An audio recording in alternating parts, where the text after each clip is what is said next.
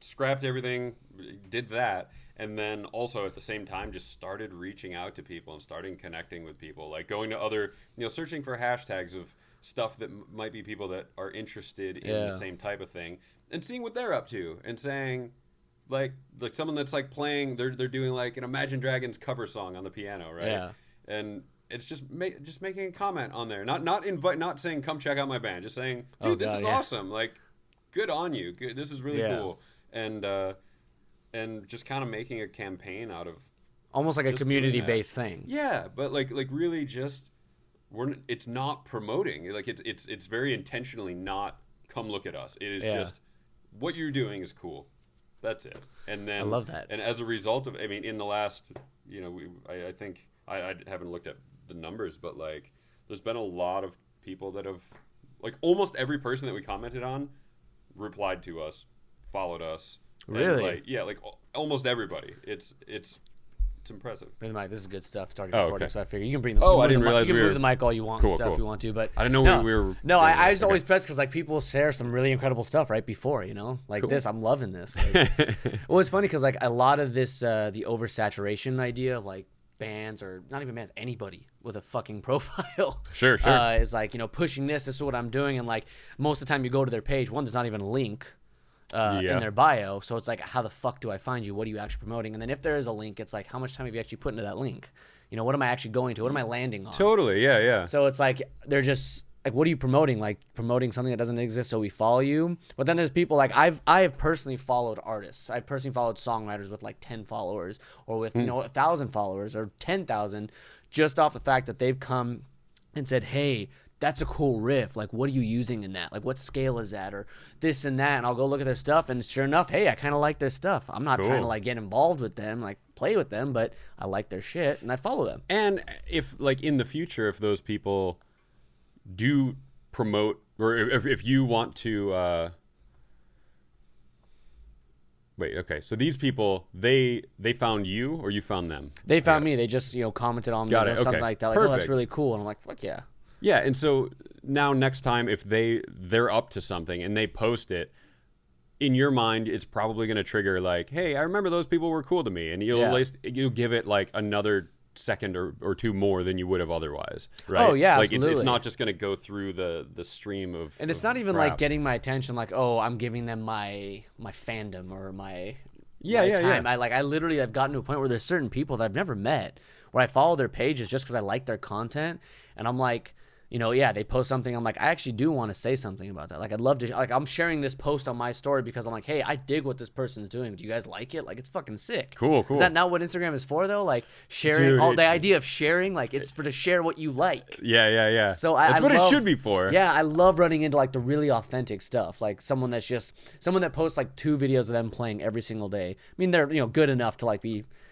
for me to like them. Like, if I like their stuff and they're posting 2 videos every day, or a video every single day for like the last year of them just like riffs and ideas, I'm like, this is not even just a content. This is just lovely stuff to be on my newsfeed. And stuff I just want to see in the morning. And this person has like that many riffs documented to go back to, right? Yeah. So I mean, there's things like that I appreciate. So yeah, no, I saw you guys totally read the Instagram. I was like, wonder what are they up to?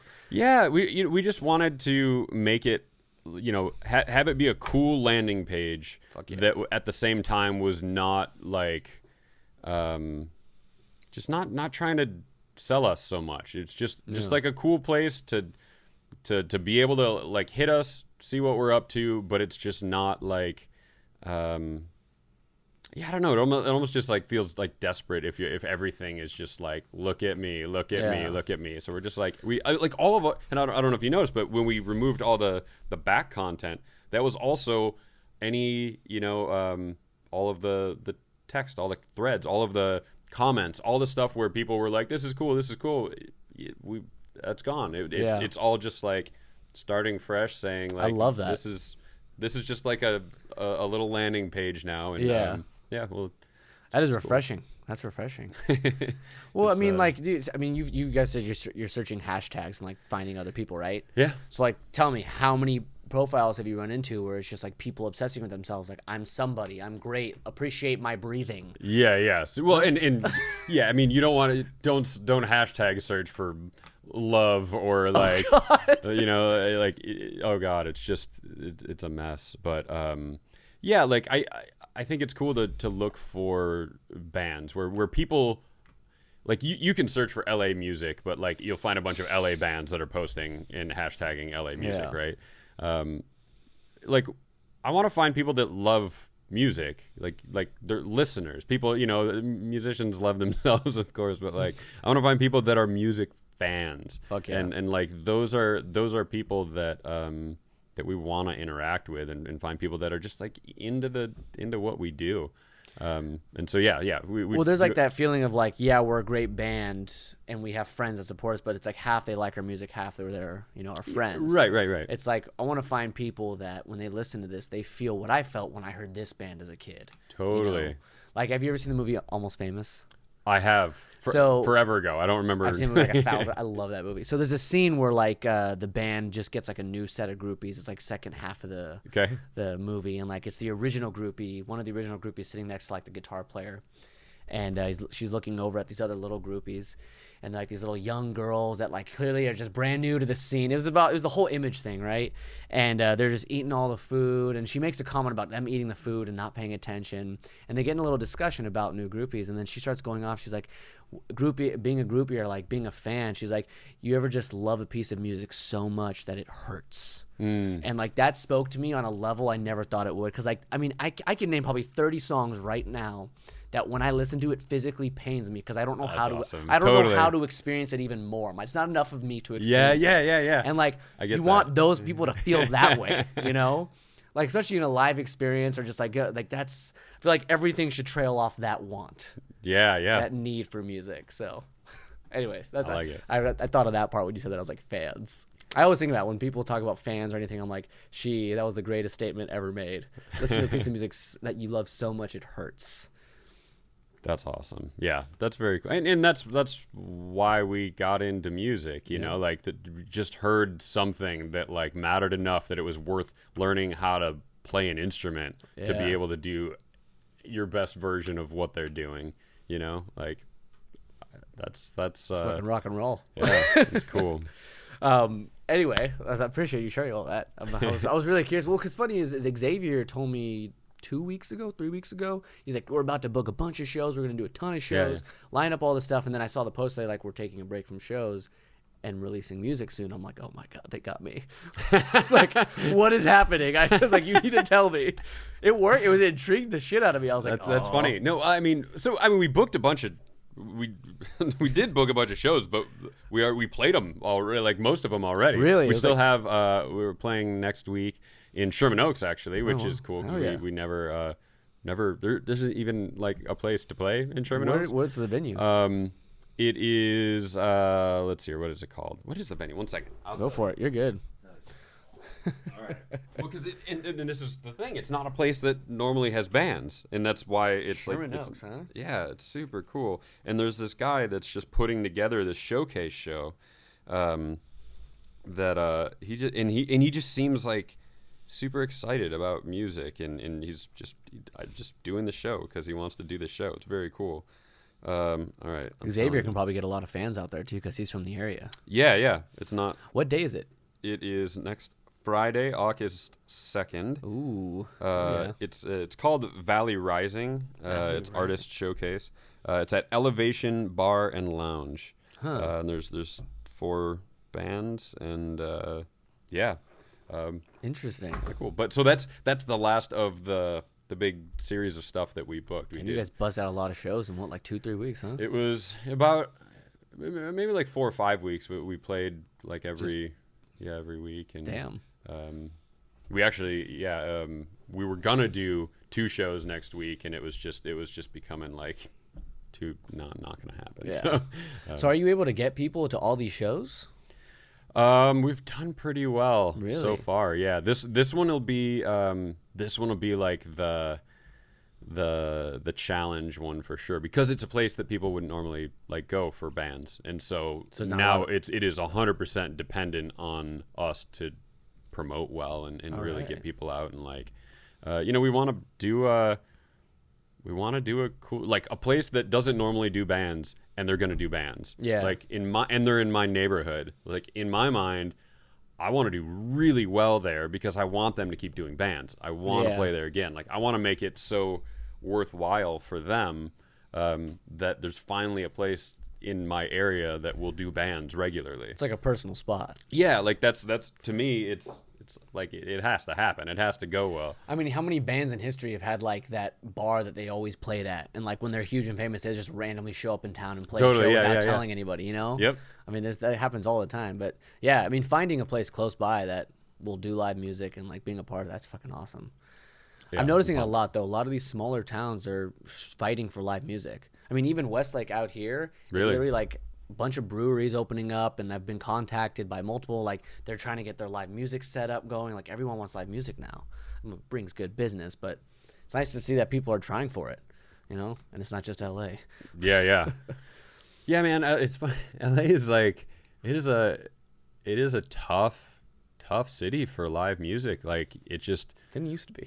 I know, right? Like they used to go out to be out, and the venues booked bands. They booked good bands, and they booked because good bands. Like, that's the key word. Yeah, and now it's like you have to fight for every person to come out. Like there's not a lot of places anyway where they just have a scene, because you know you like Whiskey back in the day, right? You'd go out to Whiskey because you knew there'd be great music there. And I did that in high school.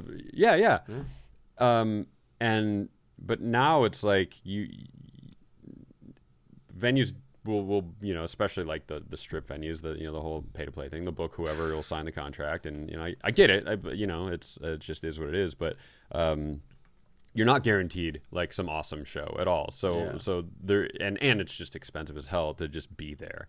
So why would you go when there's so many millions of other things happening in the city? Like it's just some places will even pay you. Yeah, there you go. You know, I mean, it's like, it's almost like what's worth? Is it just bragging rights? I played at the Whiskey. It's like, who gives a shit? Yeah, that's not cool anymore. Yeah, it sucks because I love those places. I really do. They're great venues, and they pull off. They still play big bands there. Yeah. But you know, like I went and saw Paul Gilbert. He's one of my favorite guitar players ever. He's a total shredder. I sat next to him on a plane. I mean, this guy's a very special person to me, you know? Cool. And I was like, fuck yeah, Paul Gilbert's playing the Whiskey A Go-Go. This is going to be insane. I drive down. I get there earlier because I'm like super curious. Who does Paul Gilbert have open for him? Get there and find out that the Whiskey's not allowing him to have anybody open up. They chose a band. Like it's a, local band kind of thing. Yep. And I'm like, all right, Paul Gilbert is a, top level guitar player. I can't imagine they chose some fucking schmucks, right? It was literally some band that just the most unmemorable, is that how you say it? Unmemorable I think band. So, yeah. And the one thing I remember from them is them talking after the first song. They said, we just got signed to Sony. We signed our contract like a week ago, and we started a mini tour. And they start playing. I'm like, how the fuck did you get signed by anybody? Helen Keller could hear you being bad right now. And then, of course, that's just my opinion, but I'm thinking to myself, like, dude, where are the standards? And like, maybe I'm just like what's the word I'm looking for? Too uptight about it. But like, when you're having someone like Paul Gilbert in the guitar world, that guy's like fucking, think of the biggest artist That guy's one of the best there is. And like, everyone in there was a guitar player. Like, there's no way they weren't. Or brought a friend that was a guitar player. And they're watching this band open up that sucks? Like, are you kidding? What? Like, that didn't used to happen. You never ran into shit like that. Like, if you go see Metallica, of course, go see Metallica, you can count on the fucking opening act bring on tour with them to be amazing. Totally, yeah. If you go see a big band in a smaller venue, they're going to have a good setup. Yep. But like, you go to the Hollywood Strip, you go to LA shows, it's like that shit doesn't happen anymore. It's just hit and miss, man. It's so hit and miss. Like the Viper Room show we just played, the bands were super cool. They were really like awesome. They were nice. We liked them. But we've done shows there that are they're put together by a promoter, and the promoter is just covering their ass. They'll book whoever. I know it's like it's hard to figure out a way around that, right? Because for a band that's in the city, playing there has some clout to your band resume, if you will, but so like you have to decide, like, do you support that kind of system because it still does in a way pay off for you. Like even if you support the system, and even if it's not a great show, you still have, you know, on your little band resume, you can effectively say like, yeah, we just played this huge show at this legendary club, and it means something to some people somewhere. Or you don't do that, but I don't know, it's just kind of but like I'm curious, a trade-off. like, I mean, 10 years ago, that meant something. To me, it meant something. Sure, if sure. someone came to me and said, hey, I just played the Viper Room, like, holy shit, that's amazing. How'd you get that gig? Like, who do you know? Yeah. I would have said that 10 years ago when I was like 15, 16 years old, right? Now, if, like, you know, if everyone was like, oh, that's awesome, you probably had a great sound. You probably had professional treatment and played a kick-ass show. I'm not going to sit here and tell you that you're the fucking rock star, though. Right. I'm not impressed. Totally. No, I mean, Jimmy Swag just played Whiskey how many times? I'm not impressed. Just because it's the Whiskey. Just because it's the Roxy. I've seen my friends when I was like in 8th grade. You know, I saw a buddy of mine play the Whiskey and the Roxy. I was like, oh, it's super cool. And then a few years went by, I was like, wait a minute. They let anybody that's willing to pay them. So it's like that's got out. So it's like it's not cool anymore. So like for me, the incentive to play those places is the fact that you're gonna get a sound and pull off a show that you can't pull off anywhere else unless you're playing bigger venues. So like they still have their reason. They're still like the fact that a band like Mr. Call is playing the Viper Room and playing those venues is awesome because you guys deserve and need, you know, to be at that level. You guys have a good sound. You guys have a great, you know, artistry, the music, the performance is all there. So it makes the Viper Room worth it. Sure. But if people that don't have it just have the money to pay for it, yeah, and it's not worth it. That's definitely what ruins it. Yeah, like, you know, we do it because it is, I would say it is easier to promote a show like that. Yeah. It's easier, you know, than playing at a bar that no one's heard of. Like it's easier absolutely. to go and say, hey, we're gonna be here, and we do get a better draw. You know, we like that whole the model.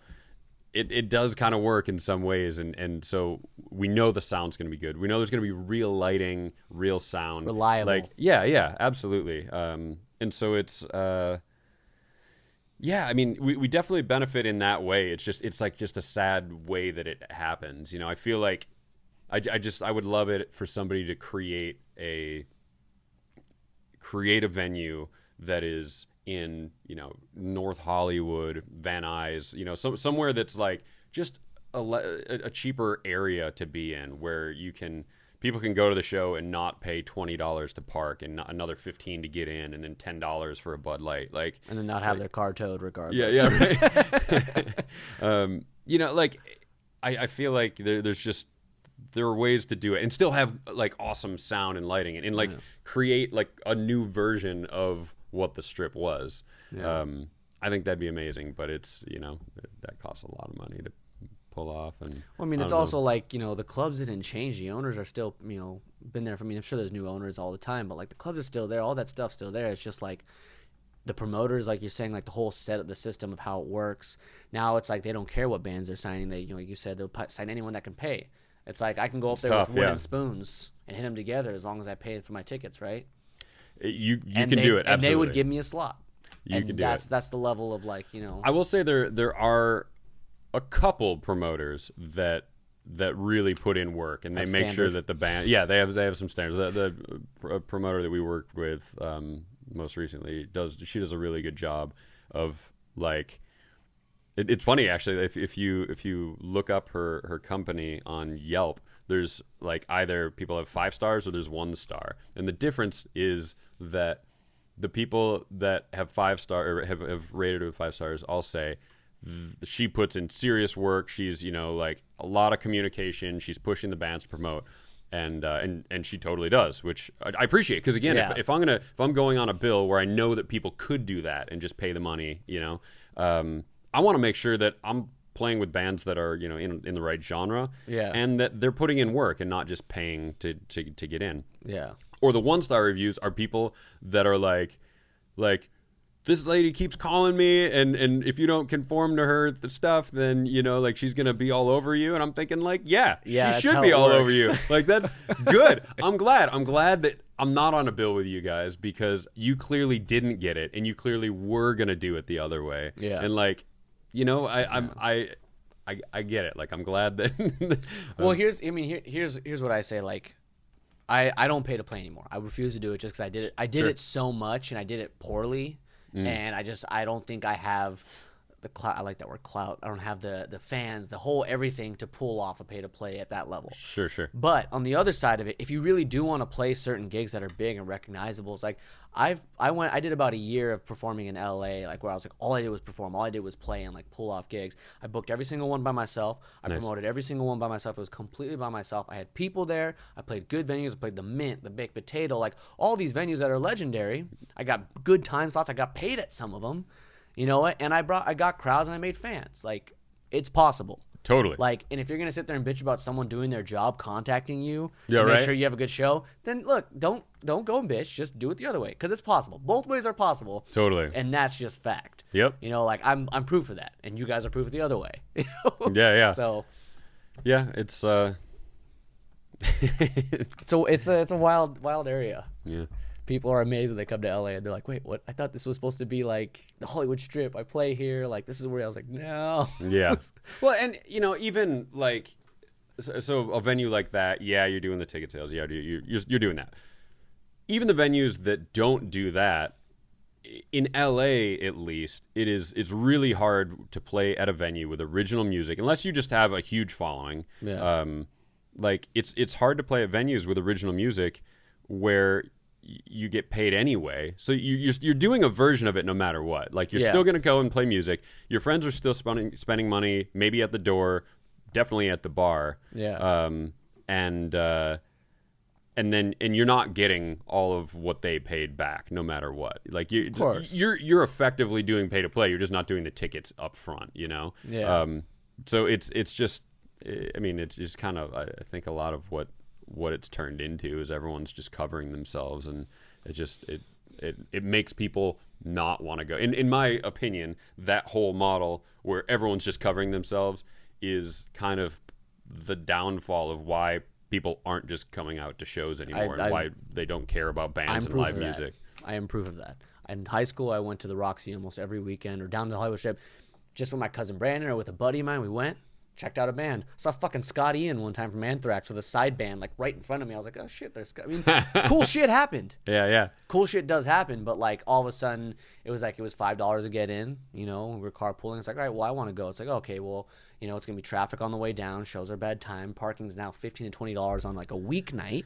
Yeah. About a mile away from the venue. Totally. Unless I get there in the middle of the day, you know, and then I have to walk all the way down there and kill time. And once I get in the venue, I can't leave the venue. Yeah. And then it's like $30, $40 to get in, depending on the band, or it's $10 to $15, which is fine. Then I get in, and then I have a waitress coming up to me like, oh, it's a 2-drink minimum. Or you have to get 1 drink. You have to have a drink. Yep. Like, you have to have a drink. I'm like, I fucking can have a water. No, you have to pay for a drink. I've had that said to me. Like, you have to buy a drink. Yeah. I can think of a couple of And places she was that like, do that. she's like, I can charge you for water. I'm like, fuck you, charge me for, like, I mean, it's, and then when I get home that night, I'm like, was that really worth it? Because they gave the person I wanted to see 30 minutes to play. Yep. And I saw, and they probably didn't get paid anything or very little. like, I barely got to spend any time with them. I got to interact, you know, I get to interact with them afterwards or before. You know, they played like 3-4 songs. You know, it was just, the sound wasn't top notch. It was like, and then there was another band right away. Yep. I was like, why would I put all that effort into going down there? Unless I fucking love the band. You know? Yeah. I think it's cutting out the opportunity for people to get love. You know, bands to like discover that they can be loved. Because even to get to the point where like I want to like I'm sure there's bands play every night that I'm sure if I listen to it, I'd fall in love with them. Sure. Like, this is amazing, but I'm not gonna go see them. I'm not gonna see them. Yeah, it's tough. I will say though that we had an awesome crew come out, a bunch of people that were that, you know, friend of a friend, like next tier kind of. You guys are fucking band. good. Well, and due to a cool venue with cool lighting and great sound. Yeah. They had a good experience. Like they had a great time, and it happened at that place. So I you know, I don't want to. I don't love that model for sure. I totally wish that model weren't a thing. But there are some things about it that work, and that club it is a great club. Yeah, you know, it's just Viper Room has some of the best sound. I mean, Viper Room, the Rocks. I mean, all those clubs, they're fucking incredible. They have everything you want. They pull off great shows. It's just like getting there, the promoters, even getting in contact with someone that could get you close to it. Like, you can't even go up there and be like, hey, I want to play anymore. You can't even contact the club. Totally. Like, you have to know someone to get there. Which, I mean, it's like, it's already like, fuck. I mean, sure, it should be considered a little higher than like an average bar, obviously, but I don't know. I think no matter what, there's a way to adapt to a situation. Like you said, there's always a way to make it work in your favor. But at what point does that become we're taking away from a possibility of bringing more music, bringing more people? Totally. And it's about that, the live experience is about that community feeling, going there to see your band and be in it, feel that vibe and be in it. Yeah. So I'm a little biased on the entertainment side of things. Well, it's totally as you should be. Yeah. And it's also harder. You can get your fans out to a show like that, but getting other people that you don't know yet to come and pay for a show where they don't know your band, they don't really know your music. Maybe they've heard the name through their friend, maybe not.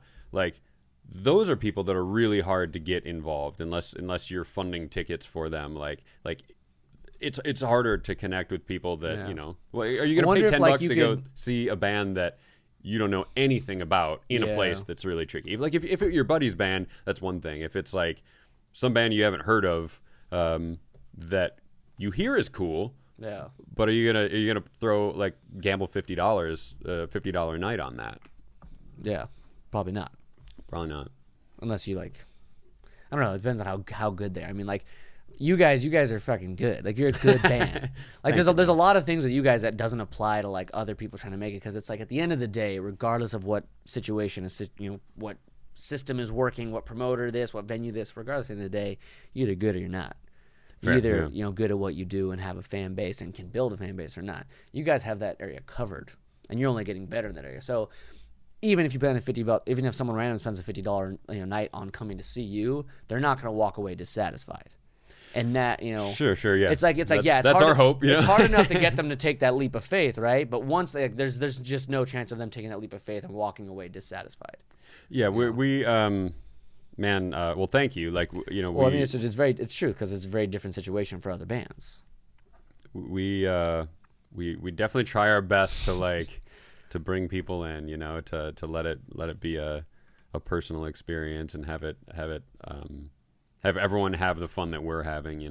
Are you kidding? I fucking put you guys on the other day on Spotify. I was driving. I was like, man, what do I want to listen to? I was like, fuck, put on Ghost, living it up. Cool, I was like, all right, now I'm ready to go. Fucking, I love it, man. Perfect. Thank you. It's actually I think that's one of the first times I've ever put on a band I know personally when I didn't know what to listen to. Cool. That was the first time that's ever happened to me. Nice. Like I usually intentionally listen to certain music. Totally, And then half of the day is just like, fuck it, every song I've ever liked on shuffle. Dude, that's awesome. That's very cool. And that was the first time I was ever like, oh, I don't know what I want to listen to, and I was like, that actually sounds like really good to listen to. So what were you doing at what was where were you going to, or like where was I got in my car. What mood brought that up? I'm really curious. I don't know where I was going, but I know I had already gone to the gym. I'd come home, I'd showered at 8, and I may have been running errands. I remember being in kind of like a weird mood. I wasn't like sad, but I wasn't like stoked. I was just kind of like going through life. Okay. And I got in my car and I remember I looked at my phone for Spotify and I was like, what am I going to listen to?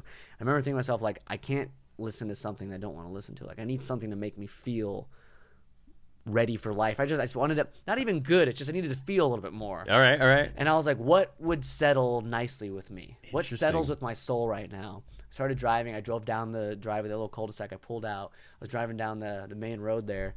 And I was like, you know what? I'm going to put on Ghost. I put on Ghost, and I was like, this is exactly what I want to listen to. And then I just kept listening. I was like, fuck. I was like, I love this. That's awesome. But it was so different because I was in the past. It was like, oh, this is Xavier was my friend, and then I met you guys, like Mr. Call. Like I know these guys. This is the band that I know. And then eventually, like that day when I put it on, I was like, it had nothing to do with Xavier being my close friend or getting to know the band. It was literally just like, this is what I'm listening to, and that's it. That's the dream for me and for the guys. It's to have someone pull out the music because they want to hear it, not because you're forcing it down their throat. Well, that's what I'm saying. Like that was one of those days where, like I love you guys' music. I've always appreciated how hard you work and your work ethic and the sound. And I mean, you guys you're good at all the things. And I appreciate that, but like it's very different to be good at all things than for me to pick it up and be like, I just want to listen to this music. Cool. Because I can appreciate all different types of music and tell you why I appreciate it. Sure, but I'm not going to walk away from that conversation and put them on. Sure, you know? sure. I want to put on fucking Black Sabbath. I want to put on Metallica. You know, even Taylor Swift sometimes. I put on whatever the fuck you know. Yep. But that day I put on Mr. Call. Awesome. And that was a big moment for me because I was like, now I know I'm officially a fan. Like, this is a band that I'm not going to the shows to just support my friends. Like, I want to go listen to this fucking music. Cool. You know, and that there's a huge difference in that threshold. Of course, that's awesome, man. So, I appreciate that a lot for sure. So you guys have me. Hey, so I like it. We tangent. I really like that. I'm gonna have to go back and listen to this. This was not planned, you know. I well, love that's like this about shit. an hour, right? I love this shit. So I did this. I did this with Xavier last week, and I'm glad he didn't tell you too much about it. So I don't know if you watched it on YouTube or anything like that. Nope. But I had the idea before his episode, the night before, and it's basically based off the idea of visualizing. You know, people talk about visualize your success. Sure. And it's like if you visualize it enough, then it becomes a reality, right? They always have all these theories and this and that. And when I was thinking about it, I was like, all right, how much do you actually have to visualize it for it to actually have an effect? Because it's like the brain frequencies and like they have all the theories. It's like, but if I want to make $1 million and I wake up every morning and say I want to make $1 million, and that's the extent that I visualize that. I mean, how doesn't count. How realistic is that, right? Like, sure. But if you took like 10, 15 minutes a day and like visualize details of the exact situation that you want. Sure, yeah. I was like, all right, so I'm putting it to the test. So I blindfolded Xavier and I said, I'm going to ask you questions. You're going to visualize everything. I'm going to tell you a situation. You're going to visualize it. And I'm going to ask you questions in detail about what would be in that situation. Okay. You're going to answer them, and I'm going to write down little notes on them. Okay. I have all of Xavier's answers. Oh, God. How do you do? He did great. I was very impressed. He's a very imaginative dude, for sure. No doubt. Awesome. So, and I told him, I was like, you know what? I'm going to do this with Joe next week because you guys are the same band. And the situation is playing a stadium show, like the ultimate show. You're in a stadium, all right, packed stadium, whatever it is. And I'm asking questions based off that scenario. Okay. So I told him I'm going to ask you guys questions, and I'm going to type them up after this episode. I'm going to send them to you guys, and I want you each over the next year or 2 years start checking off the specific details you see at small shows, big shows, whatever. All right. And see how much the visualization works. I want to put it to the test. All right. Because you guys, I know you're not going to stop. It. You guys are fucking killing it. You guys have the potential to do exactly this situation. So it's like there's a practicality behind this test because you guys are good enough for it. All right. Well, man. So that being said, I don't have blindfold, but I had him wrap that around his head and tape the rest of it. Okay, so whatever's comfortable, if you're ready, if you're cool with that. Sure. I'm stoked. I have like hat hair on YouTube, I guess. You look fine. You can put the hat over it. Probably use the hat to seal it. Ooh. Sorry, I know I'm not. Blindfolds was not on the list of things to get when you start a podcast. Right. No, they didn't come with the starter kit. It's a creative based podcast, not a sex dungeon based one. So next time.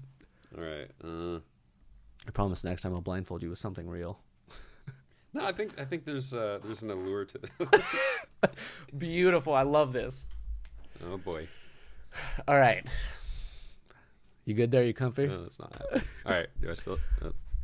Okay. I like instantly feel so disoriented. Like everything could have moved. Maybe it probably didn't. You know, I like this mic should probably still be here. Well, but... see, like that's what it is though. Like when you take away that sense, and you're able to just dive into your head and only see what you're imagining. Right? That's visualizing. All right. So we're gonna place you. You're playing a stadium show. Big stadium, packed house. Right. You guys, you played a few songs. You're in the middle of the set, and I want you to visualize for a minute. Just take a second and think about everything around you. You know, the stage, the crowd, the building, all the different angles, what's around you, and then when you're ready, I'm gonna start asking you questions. All right. You good? I like it. You there? You rocking out? I think I'm ready. All right. You just finished third, fourth song. Okay. Looking out at the crowd. What are you wearing? What'd you wear to the show? Man, let's see. If we're stadium tour, I would say I'm gonna pretty much just be me. It's gonna be like a black t-shirt and black jeans and my black Chucks, just real comfy. Classic rocker. Yeah, Anything bracelet wise, headbands, hats, anything like that? Man, I would say probably not. Pretty just bare and comfortable. I think all that stuff is for like when you are trying to get attention. Once you have it, you just wear what you want again.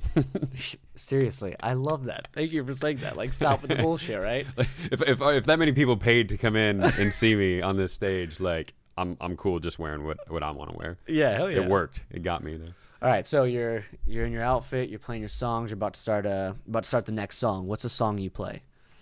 If it's a song at all, describe the song to me. What does it sound like? Is it a song you already written? All right, so we're at like song 4 or 5 in the set. Yeah. All right, 4 or 5. It's the first thing that comes to your mind. Is it like a melody, or is it a song that you guys already have? I feel like this would be a. I'm fighting myself because I have like my analytical side is like trying to plan what it would be instead of like picturing being there and picturing what it is. I'm gonna try to flip here. Okay, so it's starting out with a guitar lick that everyone seems to recognize. Okay. Yeah, like a cool, almost like paddy, kind of guitar sound. Has some like twinkle to it, and everyone's a fan. Everyone knows this one. It's a hook. Yeah. Okay. Is that all you hear of that song? That's what's here. So far. All right. So. Okay. You don't have to think the whole song. It's just really like what are you bleeding into? You know, that kind of feeling. Sure. Yeah. You're singing it in your head now. I feel like I'm like writing a song right now. Well, don't write it. Just if it gets a guitar lick, that's the guitar lick that's going to be a hook. Yes. All right. Are you singing or you have an instrument in your hand? No instrument. Just running around the microphone. All right. Who's on stage with you? My boys. It's the band you're in now, Mr. Call. Yes. So you got Tyler, Lyle, and Xavier. The other one. Yep. Yeah, and the other dude. That big guy. one. Okay. What's Xavier wearing? You're singing. You're singing out to the crowd, right? You could just finish. He's totally wearing some like Hawaiian shirt looking thing, for sure. What color is it? I'd say it's tamed down. Tamed down. Yeah. He goes through like waves, I feel like, of his Hawaiian shirt dressing, and I feel like he's chilled it a bit to like a cool color, like a darker color thing. What else is he a wearing? muted Hawaiian shirt pattern? Muted Hawaiian shirt pattern. Okay. What? I'm sorry. What else? What else has he got on? He's probably wearing some dark colored jeans that are like cuffed at the bottom and some Chucks. I love that you guys are a rock band that wears Chucks. You don't see that much anymore. Well, hey, that's Chucks are life, man. They really are, dude. All right, so you're jamming out. You just finished the first chorus of this song. You turn around, you see Xavier. He's rocking that Hawaiian shirt, just jamming on the bass. Yep. You know, you kind of like make eye contact, give a little head nod, grooving with him. You turn back to start singing the verse. But right before you sing the verse, you look down at the front, the gate, the front row. Okay. I want you to describe right off the top of your head the first thing that comes to mind, the first audience member you see.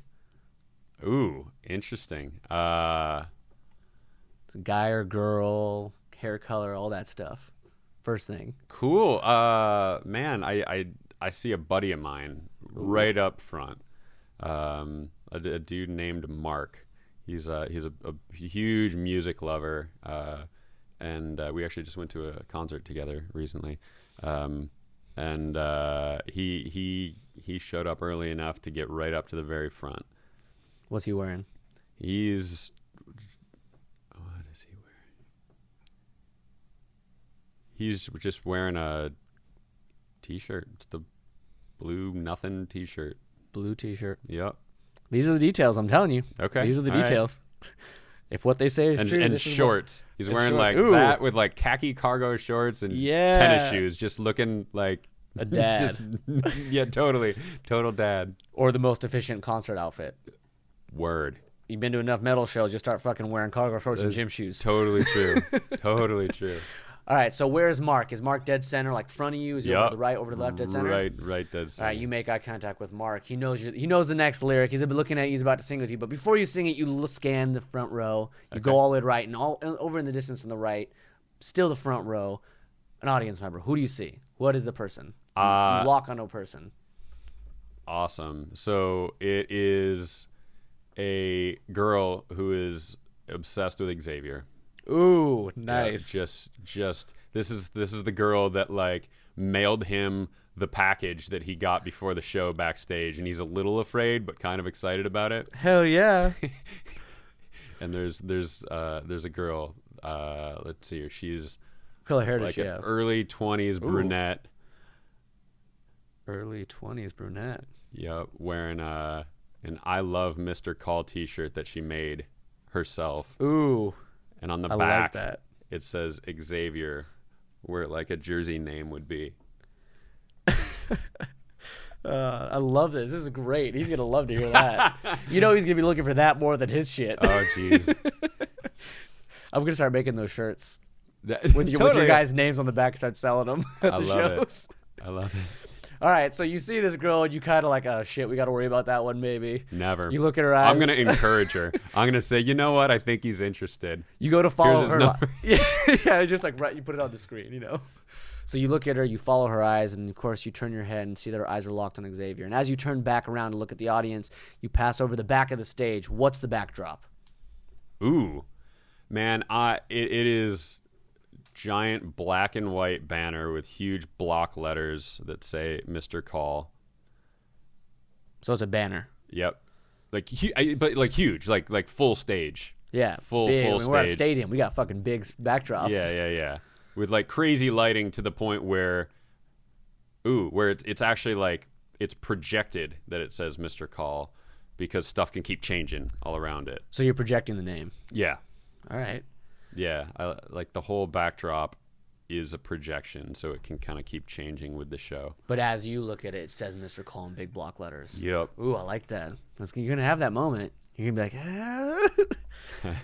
All right, so as you're doing that, you come back down to your eye level. Right before you turn around, you look at the drum set. What color is the drum set? Ooh. What color is it? I feel like it's gonna be blue. It's bluish. It's not, which is interesting because Tyler, he's also like me, comes from like rock bands where you just wear black and everything's black. but I think he's matured to some cool color and a ridiculously nice drum kit because he's bougie with his drum kits. Well, he's also playing stadium shows. Yeah, fair. He can afford it at this point.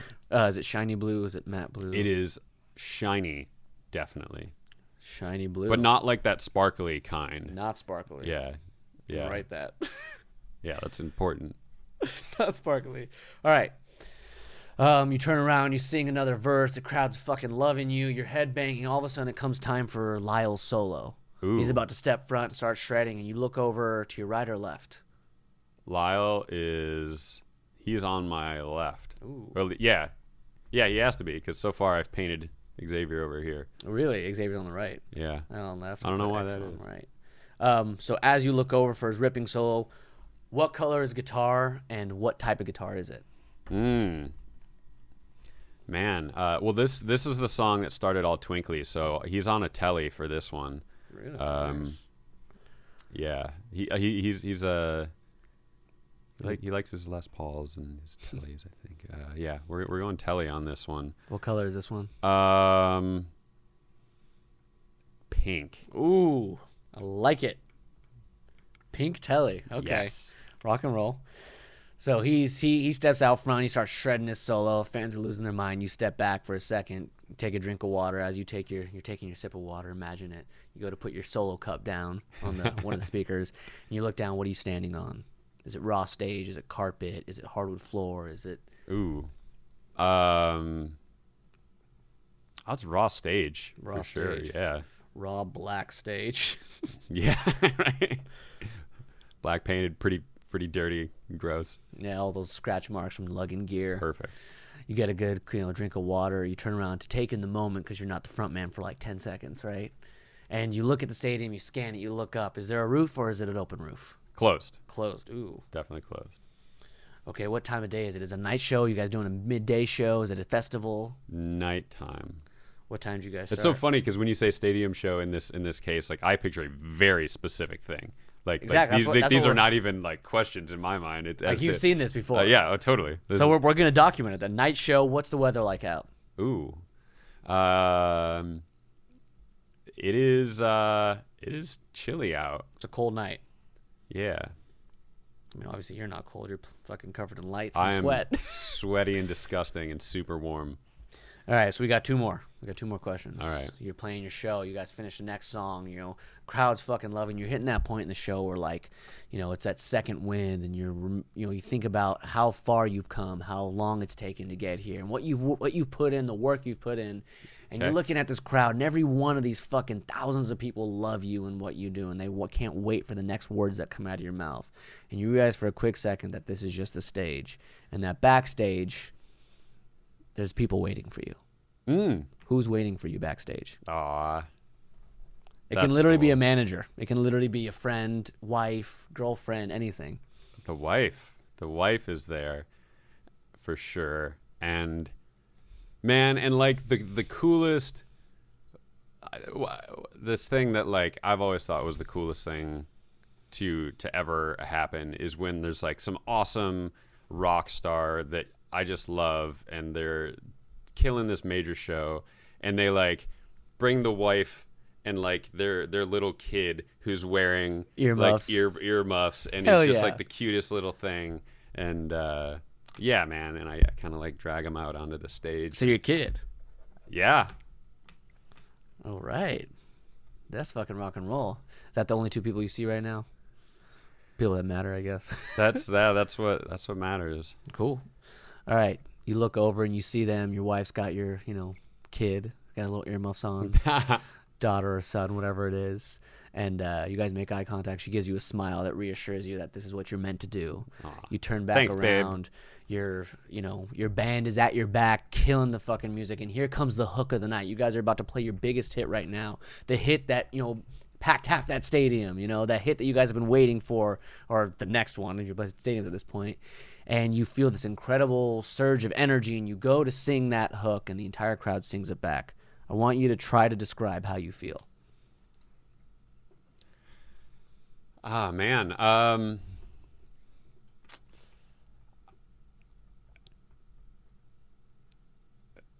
It's funny. I feel like I did my job.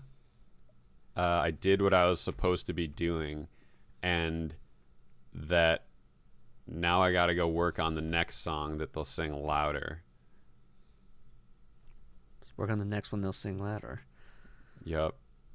Like I love it. Like what happened was, or what was supposed to happen happened at that point. Wow, what was worked. supposed to happen? What was supposed to happen happened, and now I gotta start planning the next thing.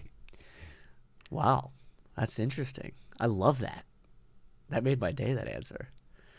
Well, that's all the questions I have for that. But I want you to sit Cool. on. I want you to sit on stage for a minute. Okay. Take it in. I want you to take it in and really look at the audience, look at the audience members, look at your band, look at the stage, look at the backdrop, the backstage. Is there anything specific among everything, this entire experience, maybe a thought or a feeling? Is there anything that stands out really specifically and prominently right away for some reason? If anything. Man,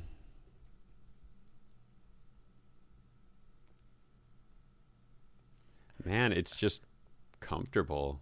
Oh, I like that right there. Comfortable. Like everything just kind of feels like it just like clicked into place. Rock and roll. Well, all right. You can take your blindfold off. Cool. Thanks for putting that on and doing that. Woo. I like that. I think a few of those were the same as Xavier's. Really? A few of them. Some of them were the opposite too. Oh no. I'll have to write it up. But well, no, I'm stoked because like they talk about it like you visualize getting So adjusted. right out here, right? But like they talk about like visualize exactly what you want. Like the more you can visualize, the better it'll be. And like basically, like I wonder if you put yourself through that at least 2-3 times a week. Like close your eyes and think about playing a stadium show and start to get more details. And it's like they always say it never happens exactly how you see it, right? Sure. But it's like you start to see a certain audience member in a certain outfit, or you start to see Xavier playing a certain bass. Things like that show up, and then next thing a few months later, you're playing a show that you kind of excited to play. Like, oh, this is a bigger show, and all of a sudden you look in the crowd and there's someone having a beer wearing that exact outfit, or there's a chick with a shirt on that says "I love Mr. Call." And not like and you're not like intentionally trying to make these things happen, but every once in a while it's like, oh shit, it's starting to happen. Like I'm starting to notice that. Sure. So and that's what they always describe. So like I really want to put it to test because how many people have vouched for this? How many people have found their success through visualizing and being able to visualize with practicality, of course, but dream big, right? Yeah. So I'm stoked. Now it's a little experiment. I like it. I think that's cool. Yeah. It kind of makes you. I feel like picturing it that way. I think you kind of have to, at least the way that my brain works is like you kind of have to start filling in gaps, for that to happen. Like what steps do you need to take to make it happen? It's like the working backwards thing. Yeah, totally. I like yours better though. Filling in the gaps. That's cool because like working backwards can be just as stressful as working forwards, right? Because it's like okay, then there's this and this and this. It's like at what point do I reach where I'm at? How many steps are you going to go to? But like if you have that gap, like filling in just like but at some point I'll have to do this, and like you conquer things that all of a sudden it rearranges the way you get there. But filling in gaps, I like that. Cool. I'm gonna think about that one. That's a good one. Filling in the gaps. All right. Well. Now that we've experienced Joe at his top level playing with Mr. Call and a stadium show, I've never had a chance to talk to you about, before Mr. Call, because you're a very, very, very talented singer. Oh, you're a very, very talented frontman. You're a workhorse with it. Having the band on and even hearing the way you and Xavier work together. It's incredible. So it's like obviously you've had a lot of experience, and you've wanted this for pretty much, I'm going to assume, most of your life. Yeah. Yep. And you haven't given up on it. No way. And because most people will hit their like early 20s and be like, maybe I should figure something else out and not even figure something, but find something else to do in the industry. But you haven't let up on being on stage, that front man, and being the star. That is a feat in itself, holding that, like still wanting that. Sure. I think it takes it takes balls to not have that stripped of you. You have to be very stubborn, I think. Yeah. That's a good thing. Yeah. So I want to know, what's the struggle been? Like, how many bands have you started? How many things have you tried? What are your attempts? Like, what? Because most people go through so much they just give up, And you didn't find Mr. Call until what? A few years ago? Yeah, it in itself came like as a result of a few different iterations, I guess. Okay. Yeah, man, bands. I started playing in bands. My first band was like a pop punk band. I was actually a drummer at the time for that band, and that was when I was probably 15, 14, something like that. Nice. And then that went on for a couple years, and it was just we played like a few original songs and a bunch of covers and played parties, and like it did what it was supposed to do, and it just kind of stopped, and everyone went on to something else, and it was nothing. And then I played in kind of like a straight rock band that I was on drums for a while, and then I switched to guitar, and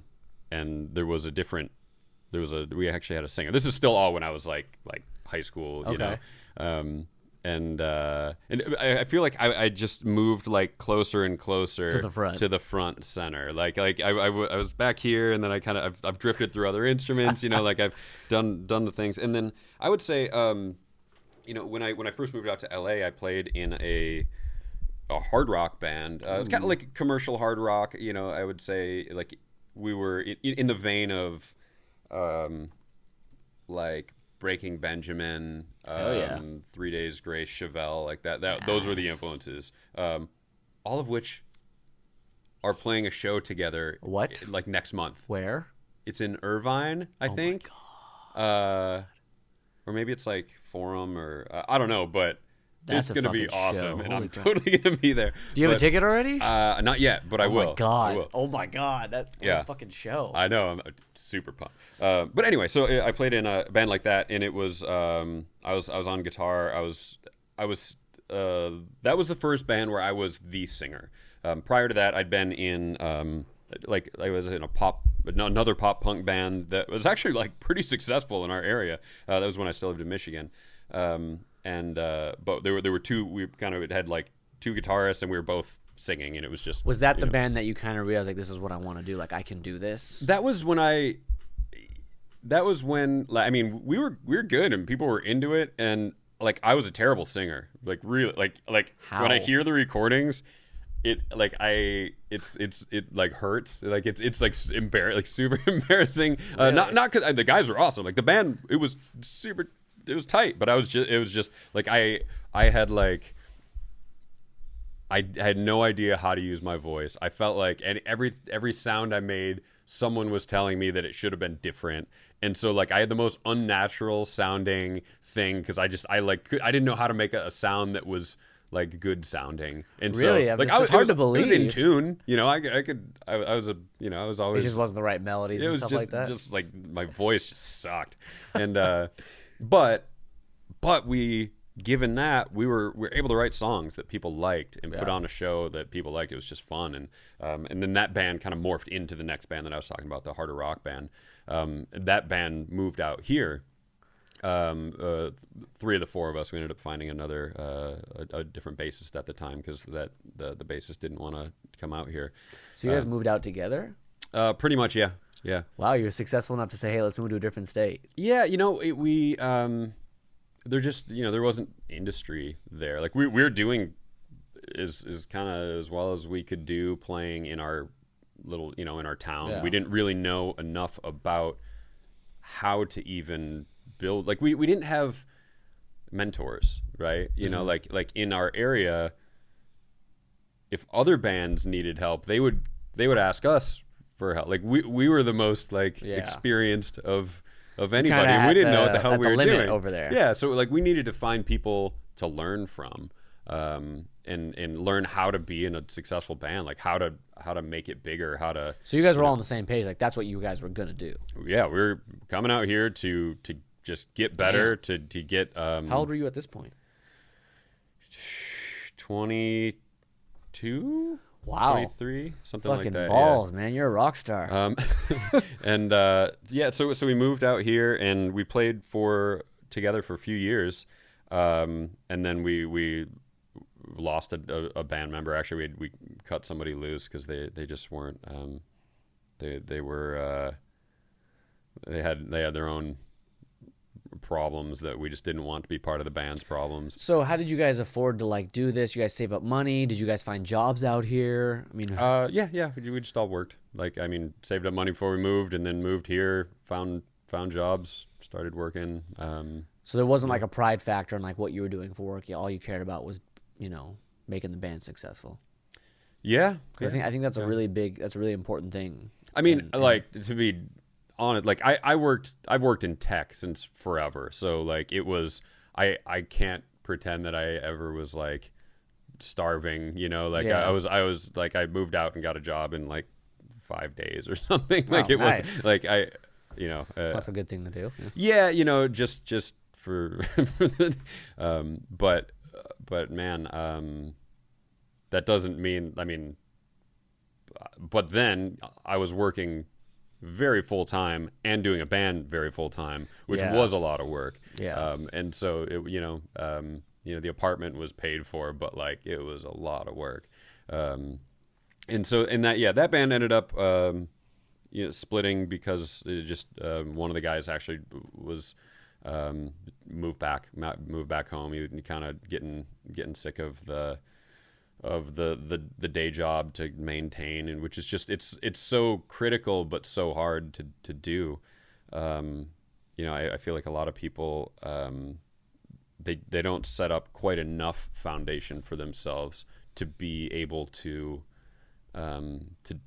maintain for the long haul. Like I feel like a lot of people assume that you're going to it's just going to happen very quickly, or you leave. And I guess I've always been of the school that like you need to show up and you need to like figure out how you're going to support this for as long as it takes to support it, until it does what you want it to do. I like that, until it does what you want it to do.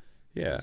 Yeah. Well, I mean, I don't really look at it as like, I don't know. I've had some in one of the next band. Actually, I was in this band called Cannoneers.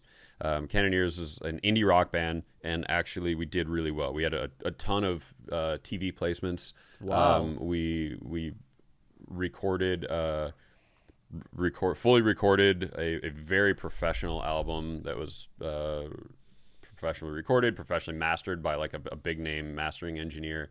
And that was all funded just by self-funded from TV placements and stuff. Like it was paycheck, like yeah. it was actually like doing well. We had some really cool like residencies that mattered in LA. Like we were doing really cool stuff. And that was that ended up. I mean, we went for several years, 3 or 4 years, I think. And then I feel like it got really tough because at that point I was on guitar, I was like lead guitar and then backing vocals for this band because I just come off this other band that kind of fell apart because of members leaving or whatever, and I was just like, I just want to play at this point, so I'm going to join my buddy's band here. And it turned into something really awesome, and we made it really cool. But at that point, so now I'm on guitar, I kind of moved back away from the role that I really was interested in. And so I felt like all 4 of the people in that band, like the singer was this just awesome guy who he was just such a worker and so willing to do anything. And everyone else kind of had like their own interests at the time. Like, and it was just tricky, and so that band ended up splitting, and then and that was 3 or 4 years. I mean, like, so all of these bands, really all of them were a good few years worth of effort. Like it was never. So them like ending. I mean, that's a big attempt. That's a lot of energy. Like what was like the down, like after coming out of that? I mean, what was the struggle like? Did you ever like lose that, drive, or did you ever just need to take a moment, like I'm gonna take a year off, like because that's a lot of energy given to increments of time. Like, did you struggle with it kind of punching you in the face, or were you one of those people who were just like, next thing, let's go? I didn't know what I wanted to do at that point. Really? It was just kind of things that worked. I knew I was gonna. I mean, I was doing more music, like that was never a question, but I wasn't sure what I wanted to do, and that's how I ended up getting involved in an 80s tribute band. And that was actually the first time where I was singing without an instrument. It was like every other band that I ever played in, if I was the singer, I had my guitar, and I always could kind of hide behind it, because I was still never really super comfortable with my voice, and like I always had fun performing, but I always just thought I sounded pretty crappy, but I was doing it. I was going to do it no matter what. And that was the first band where I was actually joining them. I heard they needed a bassist, and I was like, I'll do that. Let's do that. And they're like, sure you don't want to, like, we could actually use a singer. Like, I heard you were a singer your last band. Are you interested? And I was like, I don't know. I mean, this is an 80s tribute band. Like, I don't know if I can even pull this off and whatever. And something clicked where it was like, it was exactly what I needed to get just really comfortable, just me and a microphone. If you pull off 80s tribute, you're gonna get comfortable. Yeah, it sounds very meant to be. And this was, I mean, this is like 80s pop tribute where we're wearing like short. It's like there's a whole shtick. It's like this ridiculous show, And If the universe set that exact situation, like, all right, Joe, we need you to be an awesome front man. We're gonna put you on the fucking extreme of it. yeah. It was totally that, and it was like, you're going into places where before the show starts, everyone's like, oh my god, what are you guys doing here? And then within 3 songs, like, they're the biggest fans of you ever. Yeah, hell yeah. But I would say, like, it got me really comfortable with just being there with, naked with my microphone here, but also vocally, that was a big turning point for me, because it was all of these cover songs where I'm playing with my voice. Like, I'm like, this song vocally is going to sound way different from this one. It's it's Devo, and then like Bon Jovi, and then Aha, and then that must have been so much fun. It's all over. Oh, it's the most fun.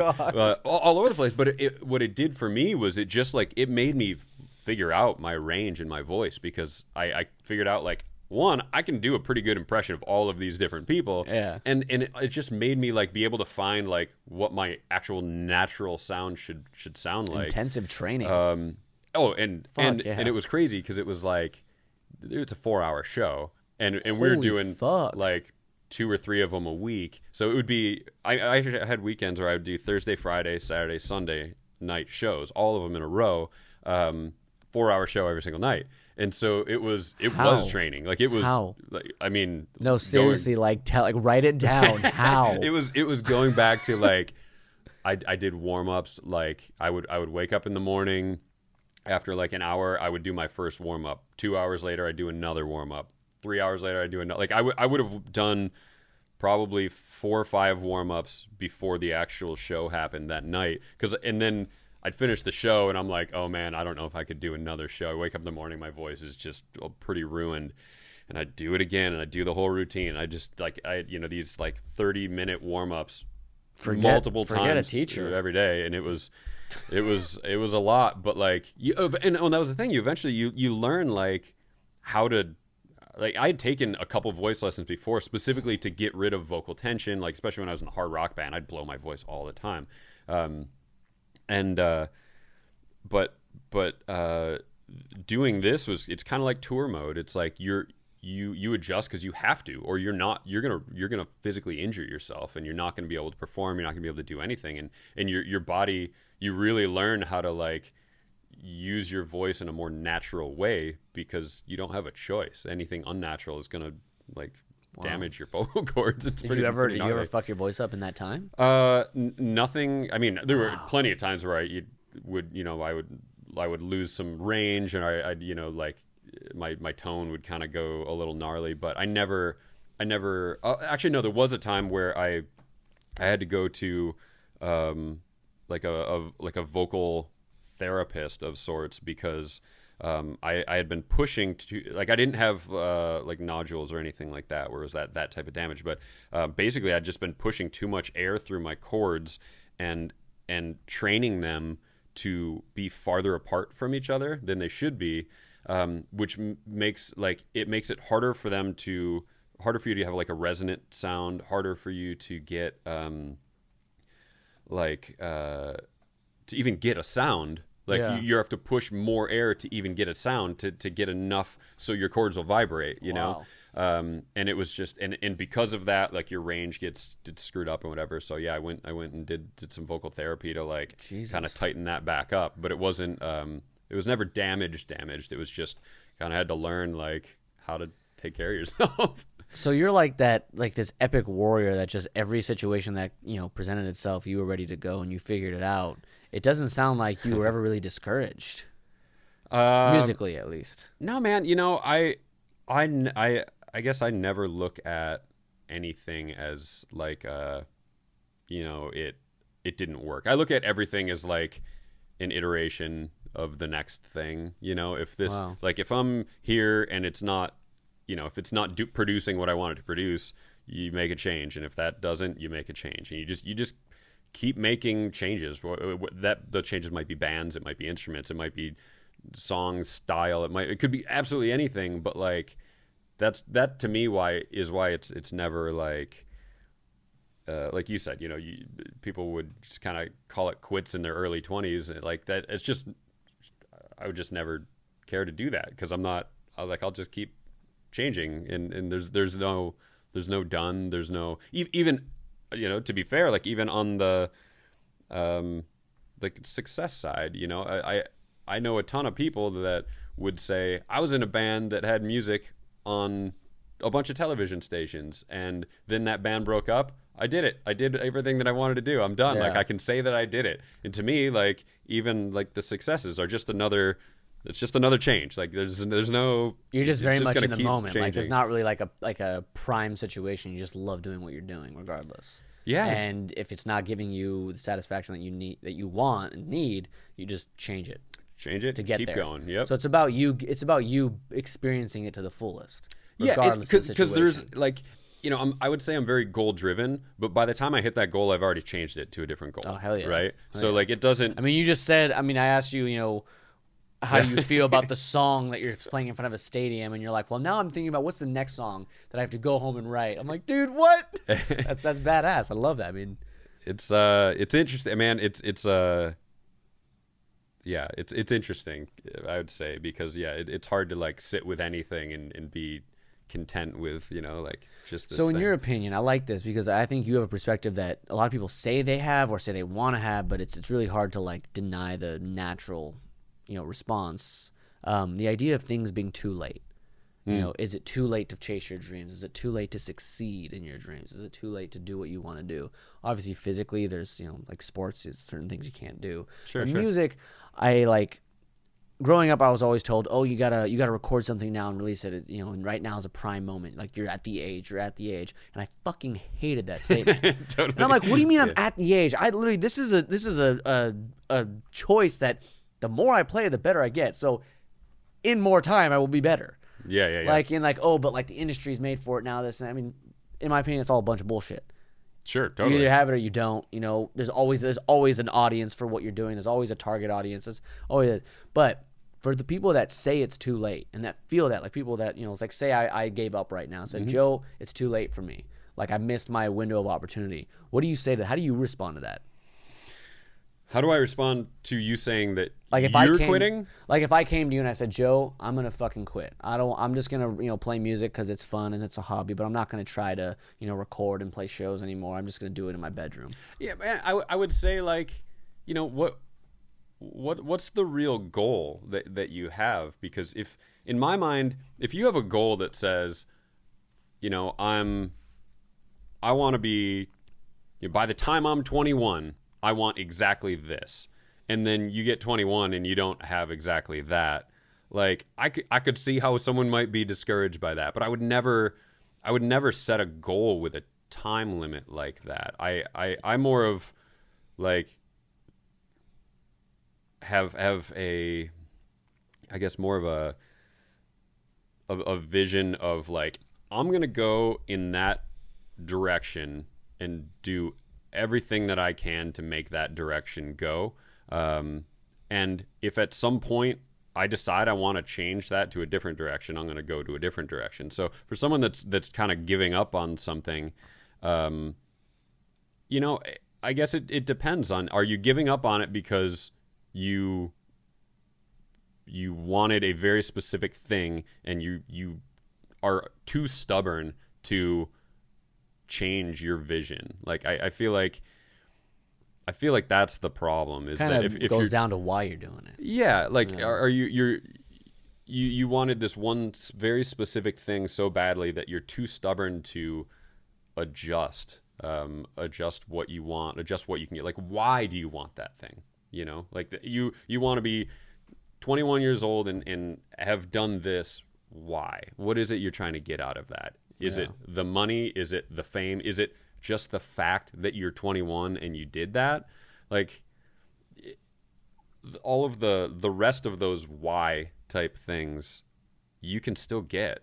Like I think you just have to kind of revisit why you were doing it in the first place and come up with a genuine reason why you're doing it in the first place, and then find out how you're going to satisfy that why, because maybe that first goal was stupid, you know, like maybe When that, you grow, you know, that's the thing. It's like people set that goal, and maybe it's not a timeline based thing, but maybe it's like, this is the idea that I have, but I'm convinced there is like a time limit to it. Sure, Like, sure. you know, oh, I'm 40 years old. I can't become a new singer songwriter that is famous. I mean, that's a load of shit. But Yeah, well, it's- and that it's a cop out, and it's, you know, somebody that probably is just burned out, and like they, you know, what would maybe you say they- to that person at 40? Like, Well, I'd say, you know, I think at that point there's two different people. I think there's someone who is just like, you know what, I've pivoted, I've moved on to like different interests. I think that's totally cool. I have no problem with I've moved on to different interests.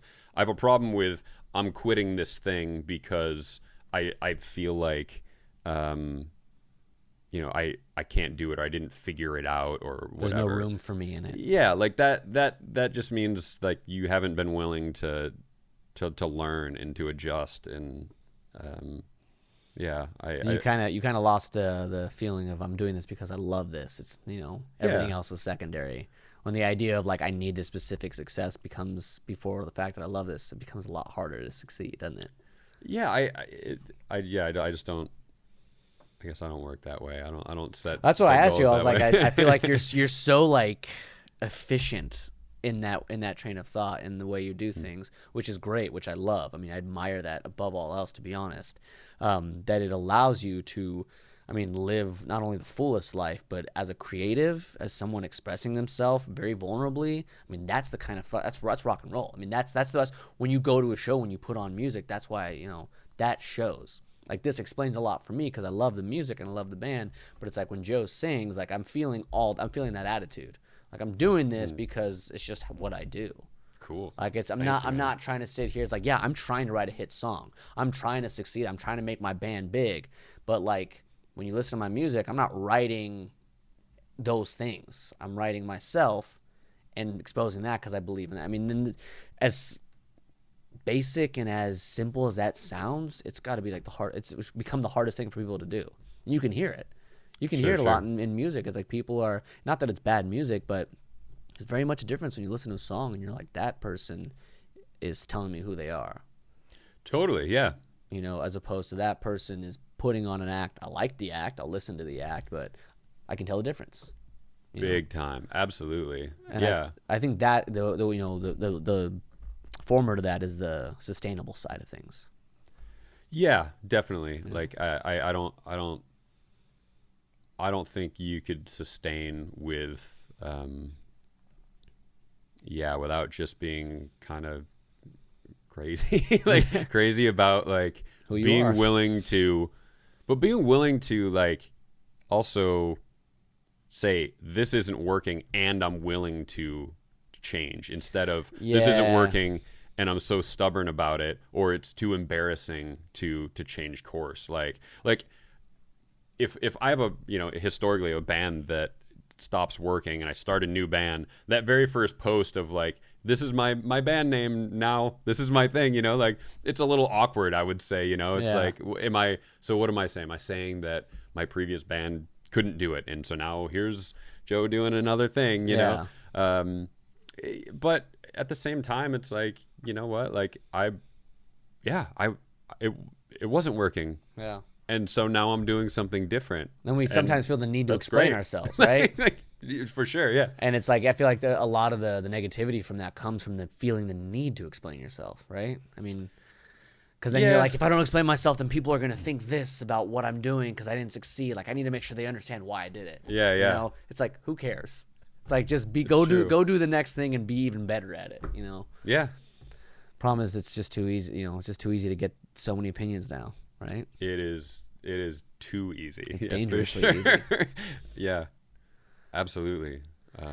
Well, Dan, before you go, before we call it, I want to, in your opinion, and this is kind of a new question, something I've been pondering. It's a very general question, but it's something I've been pondering. And just because I feel like so many people are going to have different answers, regardless if they all do the same thing.